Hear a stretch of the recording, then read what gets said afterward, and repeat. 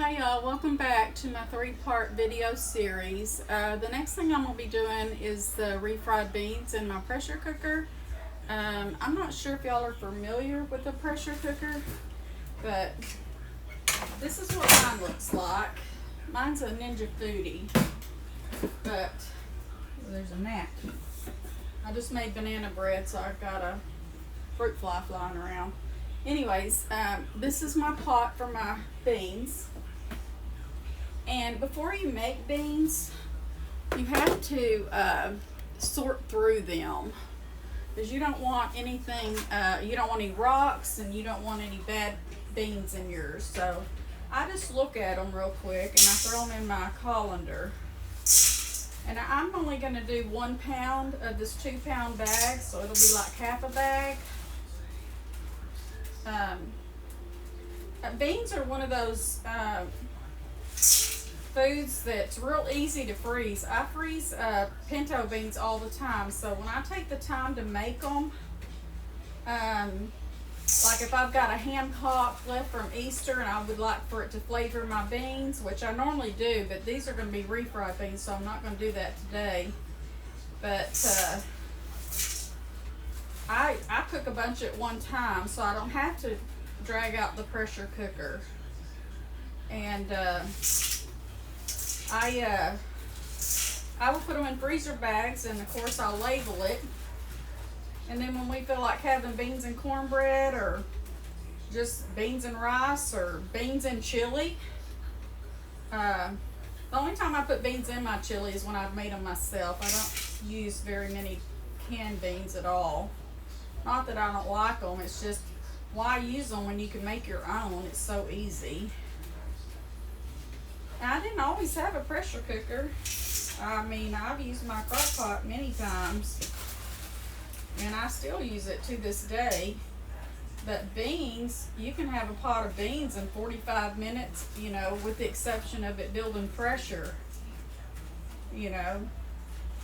Because I like to cook mine about, in the pressure cooker, I like to cook them at least 40 minutes. I like them soft, real soft. But that's not including the time you know, it has to come to pressure before it starts timing. And I'll show y'all, if y'all aren't familiar with electric ones, how I do it. Because, like I said in a previous video, I don't like the ones on the stove. I think they've gotten a bad rap over the years, you know, because of, you know, people not really knowing what they're doing with them. And then, you know, they're dangerous. And I once I got that thing in my head about it being dangerous, I didn't even want to try to use it. But that's just my preference. If you've got a regular one, these would be perfect in that as well. But see, I've only used half the bag, so that should be about 1 pound. And I'm going to turn this off for a minute so I can go over to the sink and wash these up real good. Y'all don't want to have to sit there and listen to the water running for a whole time. So I'll be right back. I hope y'all are having a good day. Okay, y'all, I got the beans all cleaned up. Now, when I'm cooking these in my crock pot, I would soak them overnight. It just, I don't know, but I've always heard, you know, that makes it cook better. In a pressure cooker, you don't have to do that, though. So I just throw my beans in there. And in a pressure cooker, you have to have liquid. You have to. If you can't cook anything dry in a pressure cooker. So I'm just going to cover up these beans with some water. It's about 1 inch above the beans, and that's about what you want. I'm going to put 2 slices of bacon in these, and I do it right away so it can get some of that flavor in there right away. Now, when you're cooking beans, you really don't want to add salt right away, because if you do, it takes them longer to cook.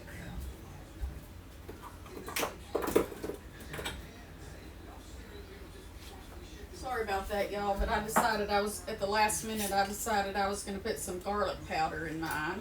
If you don't like garlic powder, leave it out. If you like onion powder, put that in there. You can put anything in there at this time that you want to, but don't put salt yet. Because, like I said, the salt makes it longer. I probably put a half a teaspoon of both of these in there. Not very much at all. But anyways, this is the lid that goes with your, I have a foodie, but you don't, there's all different kinds of electric pressure cookers. I used to have an XL and I loved it too. Then what you're going to do, you're going to place your lid on it. Put it on there quickly. It's got arrows too. Tells you, you know, which way to put it. Now this, I don't know what it's called, but I call it a jigger. It's just a valve, I guess is what you'd really call it. You put it on there to the seal. You don't want to put it on there to vent because you don't want the steam escaping. Then you turn it on. And this Ninja Foodie does all kinds of stuff, but right now I'm going to use it as pressure. Now I'm doing it on high pressure, and I'm going to set this timer for 30 minutes. Now, like I said, let me turn this around so you can see. I don't even know if you can see that far away. But see how it's blinking? Now I got to hit start. And these little things going up around like that, it means it's building pressure. And I don't know if y'all can see that, so I'm going to move you closer. Now, when it already reaches the pressure, well, I'm sorry, I can't turn the camera the right way and backwards. It'll start doing the countdown for 30, 29, like that. And then when it gets finished, you can either leave it alone and let it natural release, because it'll do that automatically. Or if you're in a hurry, you can change that vent, the valve to vent, and it'll spew up steam, make a mess, but I mean, you can still do it. I can't hold this thing still, I'm sorry. Hope I ain't giving y'all whiplash, but anyways, that's all I'm gonna put in my beans for right now. Can't see me, sorry. But when I come back on here, I'll come back and I'll show you as it's getting ready to count down. And then when it reaches 0, I'll probably let it naturally release for about 20 minutes so I don't have it spewing everywhere. I mean, it's just water and steam. It's not gonna hurt nothing, but I just feel like, you know, what's the point? I'm not eating them right away anyways because I'm doing this 3-part series. So anyways, I hope y'all are having a good day. I don't mean to sound out of breath. I'm just trying to get through it. I hope y'all are having a great day like I said, and I'll see y'all in a few minutes. Bye-bye. Okay, y'all, so the timer's going now. It came to pressure and it's counting down. And it probably took it about 15 to 20 minutes to build up the pressure, but once it builds up, it starts counting down automatically. So we'll let that continue going, and I'll be back in just a little bit. Thank you. Okay, y'all, I'm back. The pressure cooker has already come finished, so I've already released the steam. I'm just going to open it. Now, when you're releasing the steam, you want to be careful because that steam is sure hot. But these aren't quite done for my liking. So I'm going to add my salt now, though, and I'm going to put them back on for 20 minutes.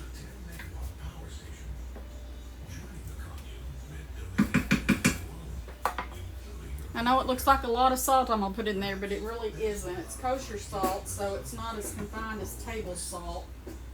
So when you're using kosher salt, you got to put more in there than you would if you were using just regular table salt. And now I'm going to put the lid back on, if I can put it on correctly. Let's see. When it comes off of the steam, sometimes it's hard to get on there, but you can do it. I'm going to set my seal back on. And I'm going to hit pressure high for 20 minutes and push start. Now it's got to rebuild that pressure again, but it shouldn't take that long because it's already, you know, it's already pretty hot and pressurized. So this second one won't take as long to come to pressure. So anyways, I'll see y'all back here in a few minutes. Thank you. Hi y'all, I'm back. To make sure the recorder's on. The beans have already released all their steam. So I'm going to open it up now. Oh yeah, those look pretty nice. Oh, sorry y'all, I'm making a big old mess. That's exactly the way you want them to be right here. See how soft those are? They're gonna be good. But what I'm gonna do, I just need to taste them, make sure the salt's okay. So I don't wanna, I wanna make sure they taste good for whoever's gonna eat them.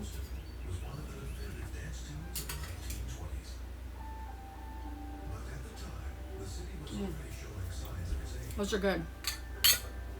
Now what I'm gonna do is I have an immersion blender here. I think I will put a little bit more salt now that I think about it. Okay. I have an immersion blender that I use to mash mine. If you don't have one of these, a potato masher would work fine, or a food processor, or blender, or whatever, even a big spoon. But if you're using an immersion blender, you want to make sure your pot's deep enough or it's going to splash up on you. Anyways, I'm going to mash these up a little bit. I didn't even bother taking any liquid out because there's not a whole lot in there anyways.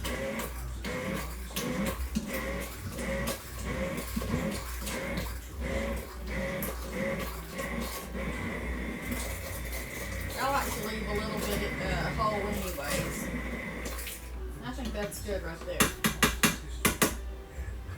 Okay, now I'm going to get this pan going because they are refried beans, so let me move this lid back. Whew, noisy.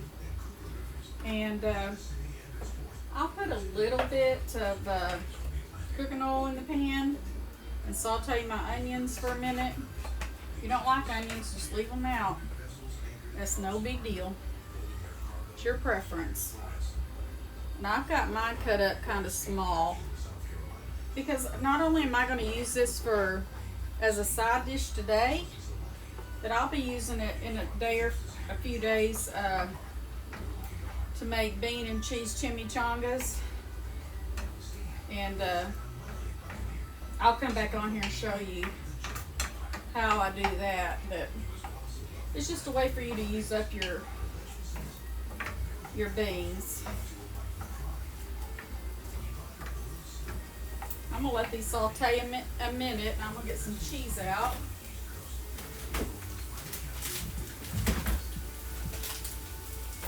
And maybe a little bit of hot sauce. And I didn't make my own hot sauce, but I like to use Herdy's.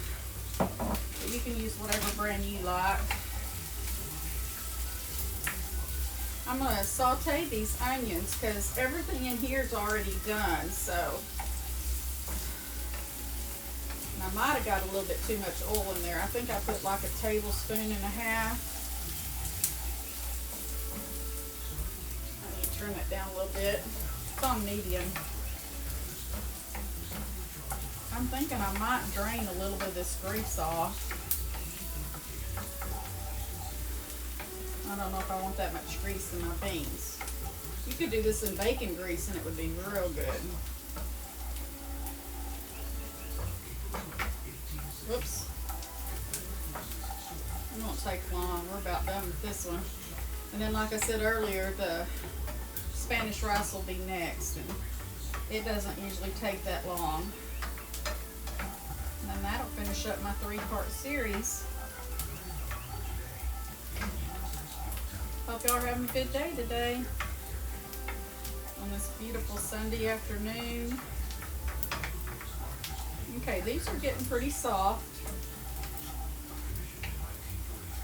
I'm going to drain a little bit of the grease off because I think probably a half a tablespoon of grease would probably been better.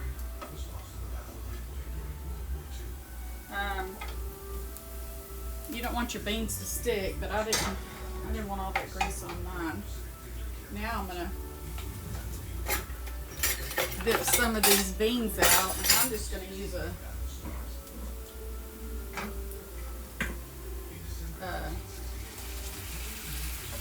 measuring cup.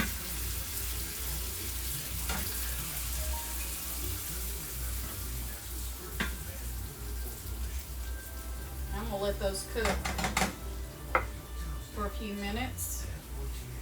Don't that look good? I'm gonna let some of that grease soak up, and then we'll put a little bit of cheese on the top. It's gonna be good, y'all. Let's see. Let me get a bowl out that I failed to do. Sometimes I get ahead of myself. Oh yeah, that's looking good, y'all. Y'all see that? Yummy. There ain't nothing better than a good homemade refried bean.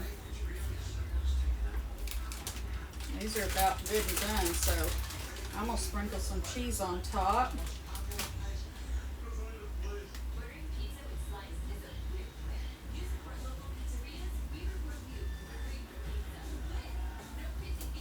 Now I'm just gonna slide them into this bowl right here.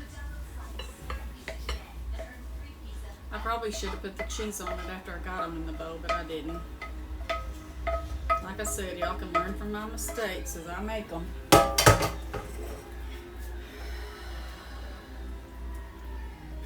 Now, put a little bit more cheese. There you go. Now you can see that cheese coming through. Now just dollop a little bit of hot sauce in the middle. There we go. And what little bit of cilantro I had left.